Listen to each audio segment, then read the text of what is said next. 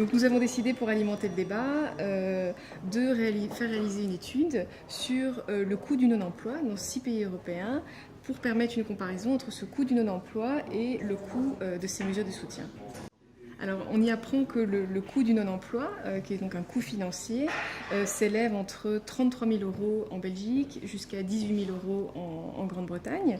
Il y a des pays médians comme la Suède ou la France avec un coût de 28 000 euros annuels.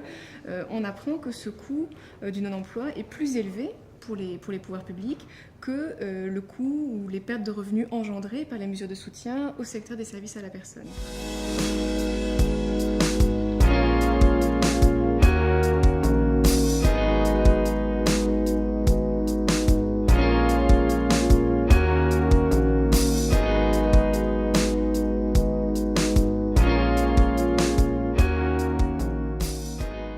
Nous disposions de nombreuses études, des études d'ordre sociologique qui démontrent tout un tas de phénomènes sociétaux qui sont extrêmement clairement identifiés, mais qui sont difficilement quantifiés, si je puis dire. Par exemple, on s'aperçoit que le non-emploi génère des taux de divorce extrêmement importants ou plus importants. Plus le taux de non-emploi est important, plus le taux de divorce est important.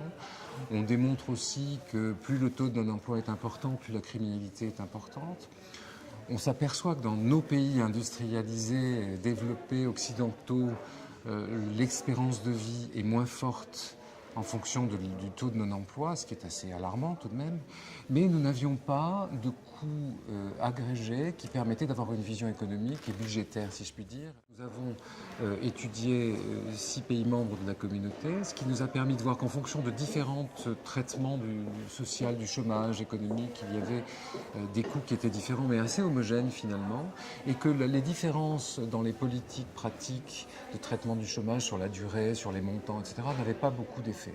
L'étude Wyman qu'a pu lancer la FESP était arrivée à des conclusions que moins on apportait d'aide à l'emploi, plus le travail informel augmentait. C'était quelque chose d'assez évident, mais qui était quand même, je dirais, un peu nouveau. Là, dans cette étude, on démontre extrêmement clairement qu'une politique offensive d'aide à la création d'emplois peut générer des revenus pour l'État, en tout cas lui éviter de continuer à en perdre, et que l'aide à la création d'emplois, même directe, pourrait lui générer pour lui des économies dans ses budgets consolidés.